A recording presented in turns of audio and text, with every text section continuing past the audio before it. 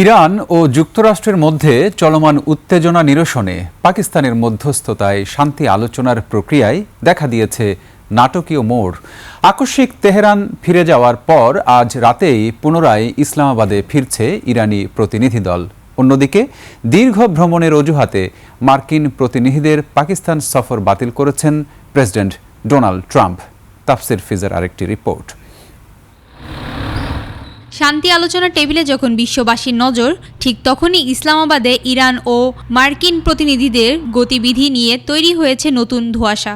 ইরানের রাষ্ট্রীয় সংবাদ সংস্থা জানিয়েছে, ইরানের পররাষ্ট্রমন্ত্রী আব্বাস আরাকচির সঙ্গে আসা প্রতিনিধি দলের একটি অংশ রোববার রাতেই ইসলামাবাদে পৌঁছাবে।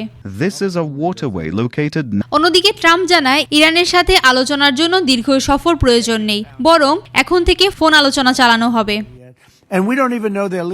এদিকে আরব সাগরে ইরানের জ্বালানি বাণিজ্যের উপর বড় আঘাত হেনেছে মার্কিন সেন্ট্রাল কমান্ড। শনিবার MV-7 নামক একটি ইরানি জাহাজ আটক করে মার্কিন নৌবাহিনী। তারা জানায়, কয়েকশো কোটি ডলার মূল্যের জ্বালানি ও গ্যাসজাত পণ্য নিয়ে জাহাজটি বিশ্ব বাজারের দিকে যাচ্ছিল।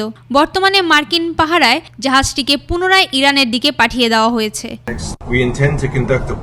হরমুজ প্রণালী নিয়ন্ত্রণ করা এবং এই অঞ্চলে যুক্তরাষ্ট্রের সমর্থকদের উপর প্রতিরোধমূলক প্রভাব ছায়া বজায় রাখাই ইরানের চূড়ান্ত কৌশল বলে জানায় IRGC। তাফসির ফিজা, ডেস্ক রিপোর্ট, 21 টেলিভিশন।